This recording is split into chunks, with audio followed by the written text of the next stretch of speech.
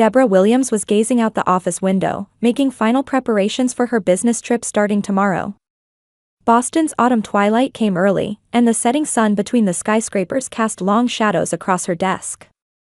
For the past 7 years since her divorce, Deborah had succeeded as a marketing director at a major pharmaceutical company while raising her daughter Emma alone. "Deborah, I've finished the final version of tomorrow's presentation materials," her assistant Jennifer said, handing her the documents. Deborah gave a grateful smile as she looked them over. "Thank you, Jennifer. It's perfect." She closed the file and glanced at her watch. "Is it 6:30 already? I need to pick up Emma." Deborah hurriedly grabbed her bag and slipped on her coat. Her mind was constantly filled with work deadlines and her daughter's school event schedules, but no matter how busy she was, she had always avoided sacrificing time with her daughter. When she arrived at the elementary school with the after-school program, Emma was already waiting at the entrance. The little girl with black hair tied in 2 ponytails immediately jumped up when she spotted her mother. "Mom. Today, we made volcanoes in science class." Deborah embraced her daughter and kissed her cheek. "That's wonderful. Tell me all about it when we get home." In the car, Emma excitedly continued talking about everything that happened at school. While Deborah nodded along with her daughter's stories, she was thinking about her upcoming business trip. Normally, Emma could stay with friends or a babysitter, but unfortunately, this time the school's 3-day fall break coincided with her trip. While preparing dinner, Deborah made her decision. Her options were limited. She would have to ask her parents. "Emma, you'll be staying with Grandpa and Grandma while I'm away on my business trip. Is that okay?" Emma, who was eating pasta at the dinner table, paused her fork and looked up at her mother. She liked Grandpa Harold. He was kind and always told interesting stories. But Grandma Judith was a bit scary. At Grandma's house. Emma's voice was tinged with anxiety. Deborah understood her daughter's feelings. Her own relationship with her mother was complicated. Judith's approach to raising the young Deborah had been excessively strict. If her room was messy, no dinner; if her grades dropped, no going out; if she made excuses, it was considered talking back and she was punished. Her father Harold was gentle and understanding, but he always deferred to his wife's decisions and never protected his daughter. When Deborah got married and left home, she felt as if she'd been released from prison. Even after her divorce, she had kept her distance from her parents' house, determined not to let Emma experience what she had. However, Judith seemed to have changed in recent years. Each time she met her granddaughter, she showed a softer expression than before. "It's all right, Emma. Grandma's gotten nicer lately, hasn't she? And it's only for 3 days," Deborah tried to reassure her daughter. Emma nodded slowly. "Okay, I'll be fine. But promise you'll call every day." "Of course. We'll do video calls too," Deborah promised. After dinner, Deborah called her parents. Her mother answered the phone. "Deborah? This is unusual." Judith's voice wasn't as cold as it used to be. "Mom, I have a favor to ask. I have a sudden business trip next week. Could you look after Emma for 3 days?" There was a moment of silence on the other end of the phone. "Of course. I'd love to take care of my granddaughter." Deborah couldn't believe it. The mother she once knew would have lectured her about putting work before family. "Really? Thank you, that's a big help. Emma is such a sweet child. We've gotten softer in our old age," Judith laughed. "Besides, time with grandchildren is special." After the call ended, Deborah felt mixed emotions. Had her mother really changed? Or was she simply tired with age? Either way, it was a change to be grateful for. The day before her trip, Deborah and Emma headed to her parents' house. The 2-story brick house remained unchanged in Deborah's memory, exuding dignity and strictness. The front door opened, and Judith and Harold came out to greet them. "Emma, how you've grown." Judith embraced her granddaughter. Emma seemed a bit tense but returned a smile. Harold said to Deborah, "Don't worry. We'll take good care of her." At the entrance, Deborah was hugged tightly by her daughter.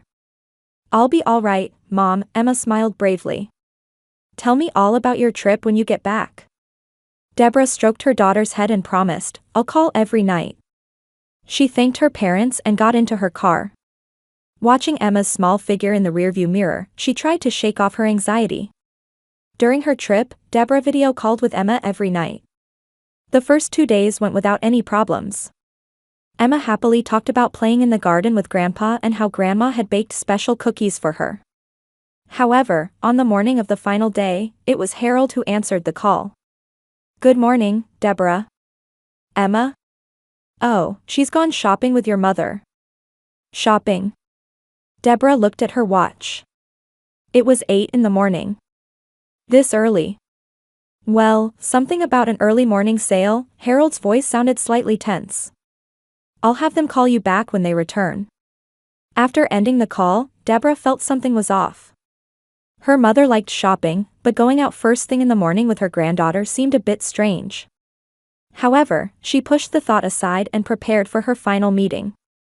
Fortunately, all her business negotiations finished earlier than scheduled, and she was able to return home several hours ahead of plan. Deborah drove directly from the airport to her parents' house. Normally she would have gone straight home to recover from the trip, but her desire to see her daughter won out. On the way, she called Harold's cell phone several times to speak with Emma, but there was no answer. They must be out, she told herself, though something nagged at the back of her mind. When Deborah arrived at her parents' house, she unlocked the front door and went inside. The sound of a television came from the living room. I'm back. Emma, she called out as she entered the living room. There sat her mother Judith alone on the sofa, watching TV. Oh, Deborah. You're back already? I thought you were coming tomorrow evening. Judith turned down the volume with the remote and looked up at Deborah. Her expression showed mild surprise, but there was something unnatural about it. The meetings ended early. Where's Emma? Emma. Judith tilted her head and laughed lightly. She must be playing somewhere, I suppose. Deborah frowned. Where's Dad? He went shopping. He should be back soon. Deborah left the living room and began searching the house. The guest room where Emma had been sleeping, the backyard, the kitchen, but her daughter was nowhere to be found. When she returned to the living room, her heart was pounding with anxiety. Mom, where is Emma? Tell me the truth. Judith slowly turned off the television and turned to face Deborah. The smile from earlier was gone, replaced by something cold in her face. That child has been crying non-stop. I want mommy, I want mommy. So annoying. Deborah felt the blood drain from her face. What are you saying? Where is Emma? Judith stood up and began pouring tea. Her movements were calm, but there was something unsettling in her tone of voice. You were the same as a child. Noisy, disobedient. Mom. Deborah's voice trembled. Tell me where Emma is, right now. Judith held her cup and took a slow sip. Her eyes were on Deborah, but she seemed to be looking into the distance. That child needed discipline. Because you didn't raise her properly. Deborah confronted her mother. What do you mean? What did you do? I didn't do anything. Just. Judith's lips formed a thin smile. She was so noisy, I locked her in the basement. All the blood drained from Deborah's body. Memories from her childhood flooded back. The dark, damp basement. The terrifying hours locked inside whenever Judith decided she had done something wrong. Deborah had suppressed these memories for years, but now they all came rushing back vividly. You put Emma in the basement? Deborah's voice was shaking. Since when? Since yesterday afternoon, I think, Judith shrugged. I was planning to let her out before you got back, but you came home early. For a moment, Deborah couldn't believe this was really happening. Her own mother had locked her daughter in the basement? For over 24 hours? Have you lost your mind? Deborah cried. Emma is only 7 years old. Why would you? Before finishing her sentence, Deborah turned on her heel and ran toward the basement stairs. She could hear her mother's laughter behind her, but it didn't register. When she stood before the old wooden door leading to the basement, Deborah's feet froze. From under the door, a red liquid was slowly seeping out. "Emma," she shouted, but there was no answer. Though her entire body was trembling with fear, Deborah placed her shaking hand on the doorknob. She didn't want to imagine it, but the worst scenario crossed her mind. What that red liquid might be was too terrifying to consider. "Emma, are you okay?" "It's Mom." She turned the doorknob, but it was locked. Deborah began desperately pounding on the door. "Emma. Answer me." A weak voice was heard. "Mom." Hearing that small voice, a glimmer of hope lit up in Deborah's chest. "Emma. Stay away from the door. Mom's going to open it." Deborah looked around and found an old emergency key hanging on the hallway wall. With trembling hands, she took the key and inserted it into the lock. With a click, the lock opened, and Deborah pushed the door. From the dark basement came the damp air along with a strong smell of red wine. In the dim light, Deborah saw a fallen wine rack and broken bottles scattered on the floor. And there, sitting huddled among them, was Emma. Her daughter, wearing clothes soaked with red wine, was trembling from cold and fear. Deborah cried out as she rushed to her daughter and held her tightly. "Emma. Are you okay? Are you hurt?" Emma clung to her mother's chest and began to cry. "Mom. I was scared, it was so dark." Deborah took out her cell phone from her pocket and immediately called the police. "I need help. My mother locked my daughter in the basement and abused her." Her voice trembled with anger and fear. While explaining the situation to the police, Deborah picked up Emma and carried her out of the basement. Her daughter's body was cold, and her clothes were wet with red wine, but fortunately, there didn't seem to be any serious injuries. However, Emma's face was still marked with fear. "Grandma got angry," Emma said through tears. "I didn't do anything wrong." "It's okay, now," Deborah said, stroking her daughter's hair. "Mom's here. I won't let anything like this happen to you ever again." Deborah carried her daughter as she hurried out of the basement. Fortunately, Emma had no noticeable external injuries, but she was trembling from the cold and fear. "Let's go to the car," Deborah said quietly. "I have a warm blanket there." She placed Emma in the back seat of the car and took out a blanket from the trunk to wrap around her daughter. "Stay here. Mom will be right back, until the police arrive." Emma grabbed her mother's sleeve with trembling lips. "Don't go.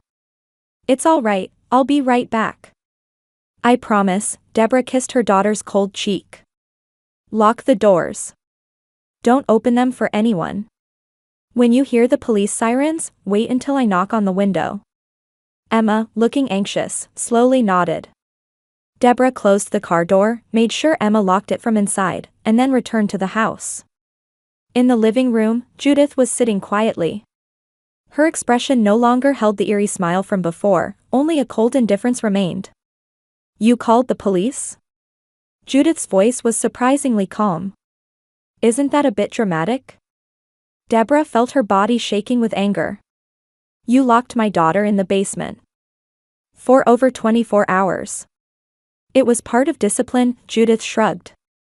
"Are you planning to bring outsiders into our family matters?" "I don't understand what you're thinking," Deborah said with a trembling voice. "This is abuse. Clear child abuse." Judith stood up and approached Deborah. In her eyes was the cruel light that Deborah had feared since childhood. "That child should have been more mine than yours." Those words made Deborah shudder. "What are you talking about?" Before she could answer, Judith's eyes turned toward the window. The sound of police sirens was approaching. "You don't understand what you've done," Judith said in a low voice. "We're family." A few minutes later, 2 police officers were at the front door. Deborah explained the situation and told them Emma was waiting in the car. "My daughter is safe but very frightened. My mother locked her in the basement for over 24 hours. A young female officer went to check on Emma, while the older male officer took Judith to another room for questioning. Deborah returned to the car and opened the back door. Emma was still curled up under the blanket. The police are talking with Grandma. Deborah sat beside her daughter and gently put an arm around her. Can you tell me what happened? Emma remained silent for a while but eventually began speaking in a small voice. Grandma was nice the first day. But yesterday, when I cried because I wanted to see you, she got really angry. Emma's eyes filled with tears. She said, "Noisy children must be punished," and took me to the basement. Deborah felt her chest tighten. Those were the same words she had heard many times as a child. She closed the door and locked it. It was so dark. I was so scared, Emma continued, trembling. I knocked on the door many times, but no one came. Then I fell and heard something break. Deborah gently stroked her daughter's hair as she listened. Emma's tearful account fueled her anger even more.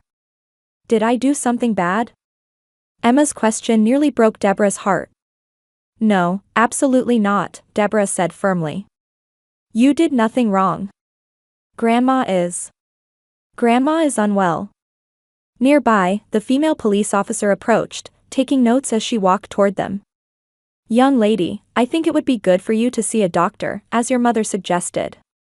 You don't seem to have any serious injuries, but just to be safe. Deborah nodded. Thank you. I'll take her to the hospital right away. Just then, another car hurriedly parked in front of the house. Harold jumped out, looking pale with fear and distress. Deborah. Emma. Harold rushed over to them. What happened? I got a call from the police. Deborah looked at her father with cold eyes. Did you know, Dad? Did you know Mom locked Emma in the basement? Harold's expression crumbled.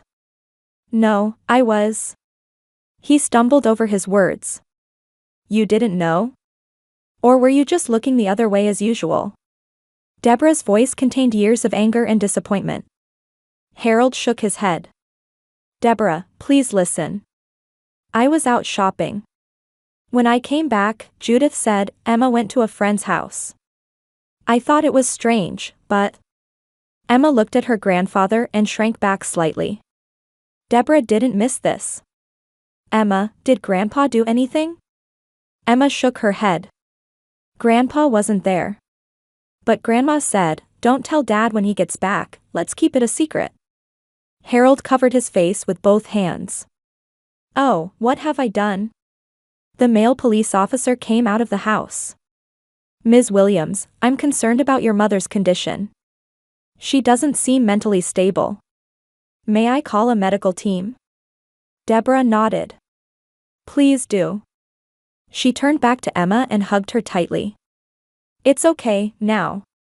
I won't let anything like this happen to you again. Harold approached and nervously said, Deborah, there's something I need to tell you. About Judith, this isn't the first time. Deborah stared at her father. Deep regret showed in his eyes. What do you mean? About Judith's condition, Harold's voice was heavy. We should talk with the police. There are many things you don't know. Holding her daughter, Deborah prepared herself to face the truth that was about to be revealed. The hospital waiting room was wrapped in silence. Deborah leaned against the wall with her eyes closed, exhausted as she waited for Emma's examination to finish. Emma had slight dehydration and some scrapes, but fortunately no serious injuries. She was now talking with the female police officer in another room. Harold appeared with 2 cups of coffee. He offered one to Deborah and sat down beside her. His face showed fatigue and deep regret. Thank you, Deborah accepted the coffee silently. After a moment of silence, Harold sighed. Do we have time to talk now? Deborah looked at her father. Inside her swirled anger, confusion, and above all, questions. Yes, Emma's exam will take a while longer. A police officer approached from the separate room. I'd like to speak with both of you. The 3 moved to a small consultation room in the hospital. As Deborah sat in a chair, the police officer opened his notebook. Harold, could you tell us about your wife's condition? Harold took a deep breath. His hands were trembling. Judith, my wife was diagnosed with bipolar disorder more than 20 years ago, he began quietly. At first, the treatment was working well. She took her medication regularly and received counseling. But Deborah's eyes widened in surprise. 20 years ago? When I was in middle school. Harold nodded. Yes. The symptoms were there before the diagnosis. But we just thought she was a strict mother. Then what? Anger seeped into Deborah's voice. Judith would sometimes take extreme actions. Harold lowered his eyes. Especially toward you. The police officer quietly intervened. Deborah, has your mother done things like this in the past? Deborah desperately searched her childhood memories. Something was beginning to surface at the edge of her consciousness. The basement, darkness, fear. I don't remember, she said in a low voice. But now, I'm starting to recall something. Harold's voice trembled. Judith would lock you in the basement many times, claiming it was discipline. The longest was 2 days. The blood drained from Deborah's face. What? That's... Suddenly, a flood of memories overwhelmed her. The terrifying hours in the dark basement. The despair of crying out with no one coming. The mixed feelings of relief and fear when she heard the door open. And Judith's cold voice asking, "Have you learned to be a good girl? Is that why I have claustrophobia?" Deborah asked with a trembling voice. Harold nodded sadly. I'm sorry, Deborah. I should have protected you sooner. Why didn't anyone tell me? Tears of anger welled in Deborah's eyes. Why wasn't I informed about something so important? Because Judith seemed to get better, Harold explained. The treatment was working, and there hadn't been any problems for years. Besides, you left home right after college and didn't keep much contact after that. Deborah bit her lip. Indeed, she had consciously distanced herself from her parents. Especially after getting married. But recently, she stopped taking her medication on her own, Harold continued. I should have noticed. Her behavior started changing. The police officer quietly asked, when did you notice the changes? About 2 months ago, Harold answered. Her mood swings became more severe, and sometimes she seemed confused. But when I pointed it out, she got angry and insisted, I'm perfectly normal. And you agreed to take care of your granddaughter? The police officer's voice held no accusation, but Harold shrunk with guilt. She was so happy about it.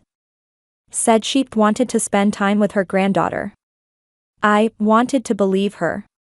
Deborah stood up and moved to the window. Her heart was filled with anger and sadness. What will happen to Judith now? She quietly asked. She's undergoing a psychiatric evaluation, the police officer answered. Depending on the results, involuntary hospitalization might be necessary. We're also considering applying for a restraining order to protect your daughter. Deborah gazed out the hospital window. In the autumn twilight, the streetlights were gradually coming on. Dad, she said without turning around. Why didn't you tell me anything? All these years. Harold sighed. I was ashamed. I couldn't forgive my own weakness, for not being able to stop Judith. Seeing you leave home and build your own life, I thought I shouldn't dig up the past. Deborah shook her head. But now, that past has hurt my daughter. The examination room door opened, and Emma appeared with the female police officer. Deborah hurried to her daughter and embraced her. Are you okay? Emma nodded slightly. Fear still lingered in her eyes, but there was also a sense of relief. The doctor said I was brave, Emma said in a small voice. Deborah lightly kissed her daughter's cheek. That's right. You are a very brave girl. The doctor came in and explained Emma's condition. Physically, there are no major issues, but psychological care is needed. I recommend trauma counseling. Deborah nodded. Thank you. I'll arrange it right away. After the doctor left, Deborah looked at her father. We're going now. We'll stay at a hotel. Harold nodded sadly. I understand. But, can I see you again sometime? Deborah hesitated for a moment. I can't say anything right now. But, for Emma's sake, I hope we can repair our relationship someday. She took Emma's hand and left the hospital. On a snowy winter day in Boston, Deborah closed her work laptop and gazed out the window. A year had passed since the incident. Her apartment offered a panoramic view of the city from the 12th floor. Though smaller than her previous home, this apartment was filled with the hope of a new beginning. "Mom, look." Emma burst into the living room, holding up a picture she had brought home from school. Now 8 years old, her daughter's smile was brighter and more confident than before. "That's wonderful, Emma." Deborah took the picture and gazed at it. It was a colorful family portrait. 2 small figures were standing hand in hand. "Is this us?" Emma nodded proudly. "Yes." Counselor Jessica said to draw happy memories. Deborah hugged her daughter. The trauma counseling was gradually showing results. Emma still had nightmares sometimes, but not as frequently as before. She still feared dark places, but was slowly overcoming it.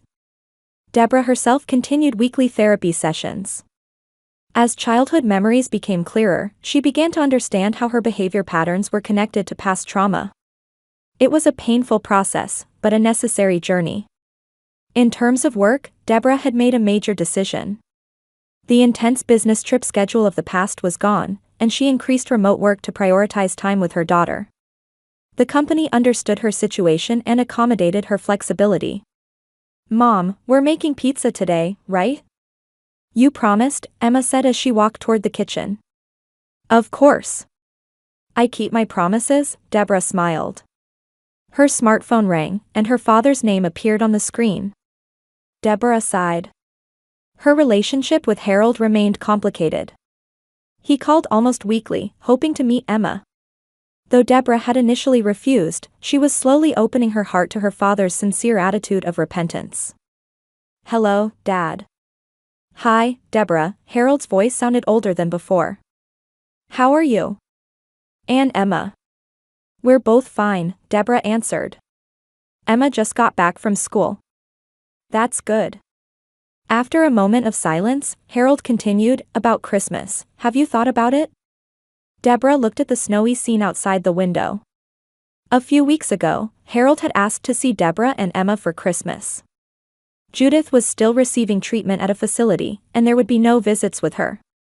"I'm still thinking about it, Dad," Deborah answered quietly. "I haven't decided yet." "I understand. I don't want to rush you," Harold's voice mixed resignation with hope. "I just want to see you both." After ending the call, Deborah headed to the kitchen. Emma had already put on an apron and was arranging the ingredients. "Was that Grandpa?" Emma asked. Deborah nodded. "Yes. He wants to see us for Christmas." Emma paused and looked up at her mother. "That would be okay. Isn't Grandpa lonely?" Those words surprised and moved Deborah. The depth of her 8-year-old daughter's compassion warmed her heart. "Really? You want to see Grandpa?" Emma thought for a moment before nodding. "Yes. Grandpa isn't a bad person. He just didn't help." Hearing Emma use the exact words she had learned in counseling last year, Deborah couldn't help but smile. That night, after Emma went to bed, Deborah sat on the living room sofa, lost in thought. She picked up her smartphone and sent a message to her father. "Would you like to come for Christmas Eve dinner? Nothing fancy, but Emma wants to see you too." The moment she pressed send, Deborah felt she had taken a new step forward. Blood ties cannot be changed. But the nature of family is something they could choose for themselves. In that choice, she had to admit, lay the possibility of forgiveness and healing. Outside the window, snow continued to fall quietly. Tomorrow would be a new day. And Deborah believed that even with small steps forward, the future could change.